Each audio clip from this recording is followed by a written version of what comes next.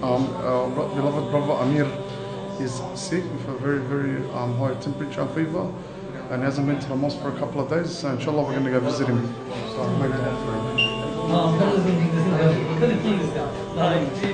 So let's go see him inshallah.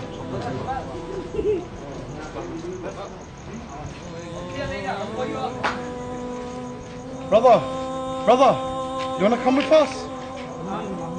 Whoever wants to come with us to visit Amir, let's go inshallah.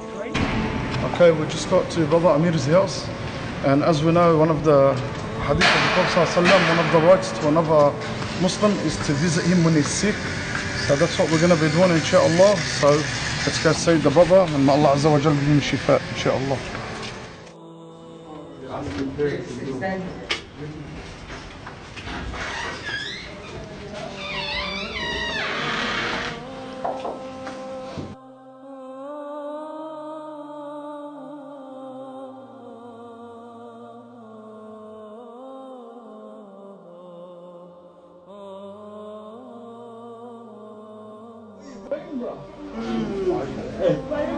How are you, brother? Are you sick as well?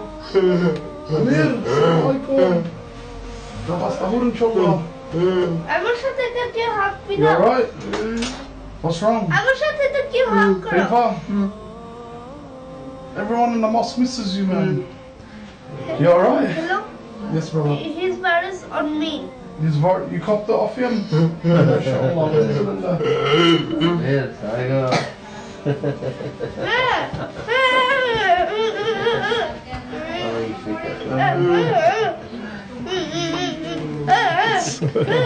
Psycho. So you alright? You feeling better? Bit? Well, it's been 2-3 days you haven't been to the mosque, huh? Alhamdulillah. Just make sure you get your rest, huh? A lot of fluids, and as you know, Allah Rasul, inshallah. Allah Azza wa Jalla is loving you. Inshallah. Cheers. I love you, Amir. نحبك في الله.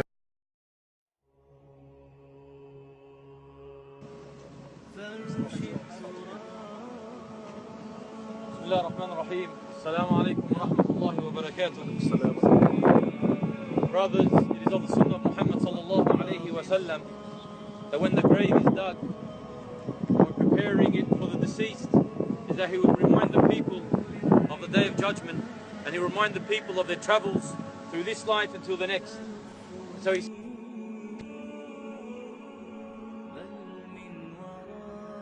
and seek refuge from Allah subhanahu wa ta'ala from the punishment of the grave. Uthman radiallahu anhu, one of the greatest companions of Muhammad sallallahu alaihi wasallam, the third Khalifa of Muhammad sallallahu alaihi wasallam, he sat at the grave and he sat there and he cried. And they said, "Why would you cry?" He said, "Because this is the start of the end. That if it now is a blessing and calmness and coolness, then the rest of the journey will be easy. But if now it is hard upon the person, then the rest of the journey will be even harder." So this is a time where we sit here and we reflect. We reflect on our past and what we've done. We reflect on what we're doing now. Where we are right now, standing before an empty grave, waiting for our beloved brother Muhammad to come and be placed into this grave, where his journey will now begin. Brothers, wallahi, it is an honor to have met a brother like Muhammad, a person who decided to shake the sins off his body, to come out and proclaim that he's upon the Sunnah of Muhammad sallallahu alaihi wasallam. And so he implemented the Sunnah of Muhammad sallallahu alaihi wasallam through his day-to-day life. And everyone here will bear witness and testify before Allah that he reminded us of Allah, and he reminded us of the Sunnah of Muhammad sallallahu alaihi wasallam. He reminded us when we sometimes did not want to hear it. He would stand before us and he would say, "This is a sin, stop doing it. This is an act you should be doing." And some of us might have turned our faces away, but in our hearts, wallahi, we knew that was the Sunnah. And so we came back. Maybe he didn't know, he didn't see how we turned, but we have. And Allah subhanahu wa ta'ala, he knows that. He sees that. One of the biggest favors and blessings upon Mohammed Nagi, may Allah subhanahu wa ta'ala bless him and reward him, and may Allah subhanahu wa ta'ala lift his ranks, is that he knew the Sunnah through Muhammad sallallahu alaihi wasallam, and he implemented as best as he can. And you could see that the brothers, whenever they would mention his name, they would mention his reminders. They would mention the fact that every time he sat with them, he would talk to them about Islam. He would talk to them about the Sunnah. He reminded us, even those who might have more knowledge of him, or knowledge from the Quran more than him, but he had a heart of gold. And whatever he knew, he implemented. And whatever he knew, he taught. He took what Muhammad said, بَلِّغُوا عَنِّي وَلَوْ آيَةً, and he went and done that. And many people around him would say to him, Ya Muhammad, what are you doing? There are other mashayikh and du'at, he says, I know this, I must convey it. And he will stand on the streets when everybody is at home, sleeping, sitting with their family. He's on the streets of Sydney, calling people to the Sunnah. He reminded those who were drunkards that you should stay away from drinking, and many of them left it, alhamdulillah. He would remind the sisters and the brothers, don't intermingle. Don't intermingle. And some of them disliked that, but then they said to themselves, this is the haqq. This is what Muhammad ﷺ would have wanted. And so they practiced that. And they left the sin. Muhammad never saw this. Muhammad doesn't know about this, but Allah subhanahu wa ta'ala knows. And Allah subhanahu wa ta'ala has allowed the angels to mark that hasanah, that reward for him. Many of you know that Muhammad, when he became a da'iyah, a caller, yes, he used to sit in the masajid, and he used to sit with the mashayikh, and he would talk to the mashayikh and seek advice from the mashayikh. But then he will go out and implement everything that he learned from the mashayikh. My brothers, Muhammad didn't stop there. This was not enough for him. Not enough for him that he would make these little YouTube videos or Snapchat or Twitter. This was not enough. So he started to give for the sake of Allah and encouraging others to give for the sake of Allah. How many did he help in Africa? How many did he help in Syria? How many did he help in Lebanon and Indonesia and around the world? And how many did he help here? He went to the orphans that are here, the single mothers that were here, the brothers that were sick, he visited them at their homes, calling them to the masjid, bringing them back to the masjid. This was Mohammed Nagi that we knew. Wallahi, when we visited him in the hospital, the only thing that made him cry, the only thing that shook him to the core, when we asked him, what do you miss? He said, Wallahi, I miss the masajid. I miss the masajid. He missed going to the masajid because he was a person that his heart was linked, attached to the masajid. Isn't that one of the signs that Allah subhanahu wa ta'ala will shade him on a day when there is no shade except his shade? Then Muhammad said that one of them is a man that his heart is attached to the masajid. Listen to his words. Listen to his words when he says to you, Wallahi, this is what breaks my heart, that I can't pray with those who are praying, and I can't prostrate with those who are prostrating. Yes, he knows that he will be rewarded for that intention, but he wanted that atmosphere. He wanted that gathering. He wanted the brotherhood. He wanted that ukhuwah that he had, and he called people too. People in Africa are today making dua for him.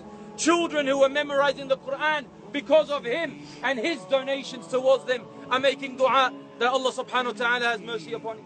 There are single mothers in Sydney that are making dua. There are young brothers that were guided through him making dua. There are brothers that now have the beard because of him making dua. There are sisters wearing the hijab because of him making dua. Everyone's making dua. Everyone here today, and everyone that prayed on him in Lakemba, every single one of us is saying, Ya Allah, have mercy upon him. Isn't this a favor of Allah subhanahu wa ta'ala? Muhammad said that if 3 lines were to pray on the deceased, in another narration 40 individuals, in another narration 100 individuals were to pray on the deceased, every single one of them saying, oh Allah, have mercy upon this person, then Allah subhanahu wa ta'ala will have mercy upon them. So you imagine the thousands that were there in December. Not 40 or 100, but thousands. Imagine the thousands that are on their computers now, all making dua from a single picture that they saw of him, not knowing them like we did, not knowing him like we did, not sitting with him like we did, not touching his hand like we did, not listening to his advice like we did, and they're all making dua for him. Isn't this a favor of Allah subhanahu wa ta'ala? Wallahi, yesterday when we were in the hospital, wallahi, we saw a mother that was patient, a sister that was patient, a brother that was patient, a father that was patient. All of this because they wanted to follow the sunnah of Muhammad sallallahu alaihi wasallam in front of Mohammed Nagi. They wanted him to know that, Ya Muhammad, your da'wah that you gave to the people was not left for the family. We followed it the same way you wanted others to follow, and they were patient. The mother, we kept on hearing her say, "Oh Muhammad, I have rida, I have acceptance, I am pleased with you." Isn't this a favor of Allah subhanahu wa ta'ala? That he had people coming into his room making dua for him, and then we were blessed. And some of those who were present maybe not have realized this, but wallahi, yesterday we were blessed. And the brothers that most of them were here, his brothers and his sisters, his mother and his father, those who were sitting there at 8:48. Do you know what happened? As narrated by Muhammad sallallahu alayhi wa sallam, that the angels were sent from Allah subhanahu wa ta'ala, and they were at a pace from him, at a distance from him, waiting. They were waiting for what? One of the greatest angels of Allah subhanahu wa ta'ala, the angel of death. They were waiting for him to come, and we were there. And he came, and we were there. And he left, and we were there. And then the other angels came to him. And as narrated by Muhammad sallallahu alaihi wasallam, his soul was taken. We were there, we were blessed with that. So not only humankind was there, but the angels were there. And as we ask Allah subhanahu wa ta'ala that he has mercy upon his soul, we ask Allah subhanahu wa ta'ala that he allows us to implement the sunnah the way he did. And that he was brave, and we were brave like the way he did. And that he did not care what people said when he was implementing the sunnah the way he did. And when he was calling people to Islam the way he did not care the blame of the blamers, but he continued. How many times you would call and you say, "Shaykh, these people are saying this, should I stop? These people are saying this, should I stop?" And we say, "Continue." And so he will bring out another video and say, "I am doing this for the sake of Allah subhanahu wa ta'ala. I'm not here to collect friends." But wallahi, with that intention in his heart, he had made more friends and more brothers.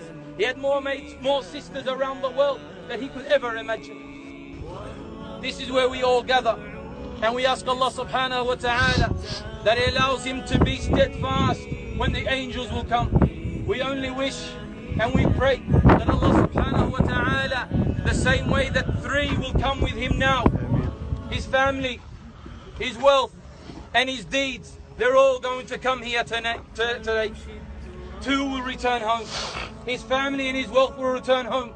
And he will be left in here, in this grave, the one we are standing on top of. He'll be left with his good deeds. He'll be left with his prayer in the masajid.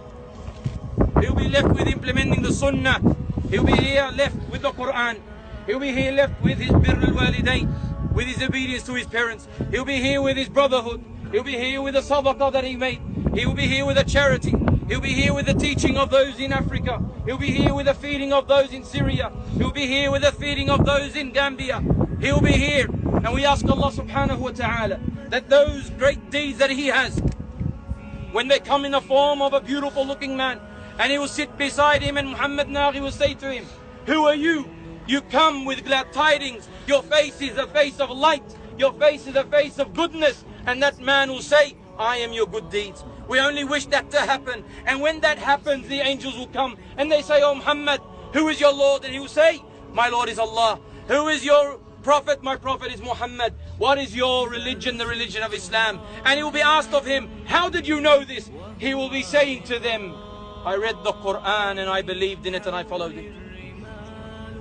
And then a voice will be heard, and Mohammed Nagi will hear this voice, and he will say, "Oh my slave, you have been truthful."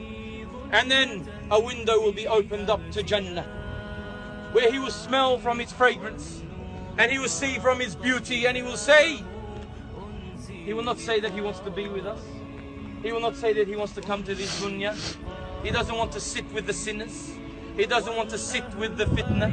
He doesn't want to partake in the world and all of its trials. He will say, "Ya Allah, aqim as-sa'ah." Allow the sa'ah, allow the day of judgment to begin from what he has seen. We only wish that to happen. We only pray that to happen. We ask Allah subhanahu wa ta'ala to have mercy upon Muhammad Nagi. We ask Allah subhanahu wa ta'ala to allow this grave to be a grave of Jannah, inshaAllah. We ask Allah subhanahu wa ta'ala that he allows us, inshallah, to follow his path and the path of Muhammad sallallahu alayhi wa sallam. I want to get off that. Jazakumullah khair. Brothers, please, can you wait for the coffin? I want to put it right here. Where's Fred? Yeah. Jump in. I'm jumping in. Relax. No, we're good. Main also. We're gonna give it to us.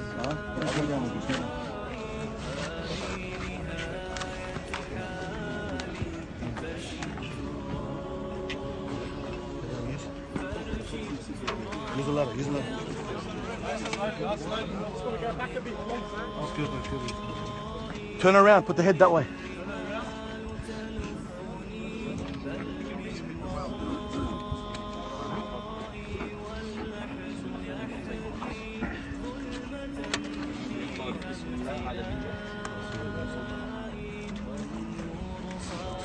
Make dua from everyone. Make dua.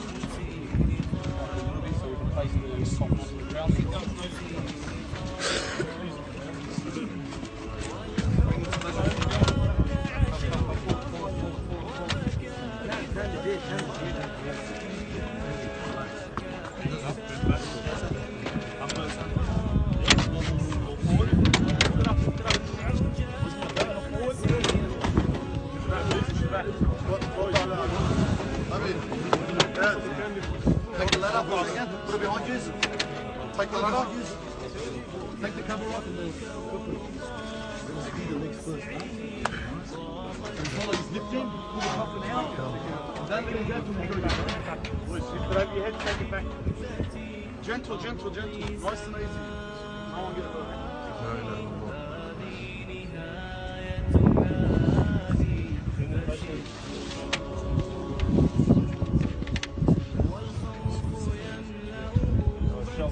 No.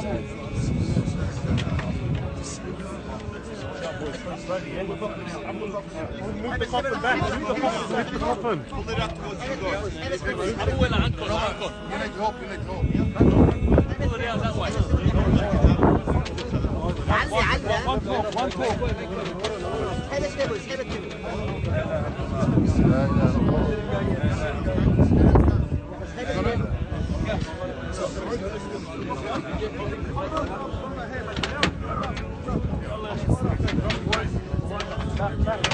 Nice and easy, nice and easy. No one get hurt. Nice and easy, boys. Slow it down.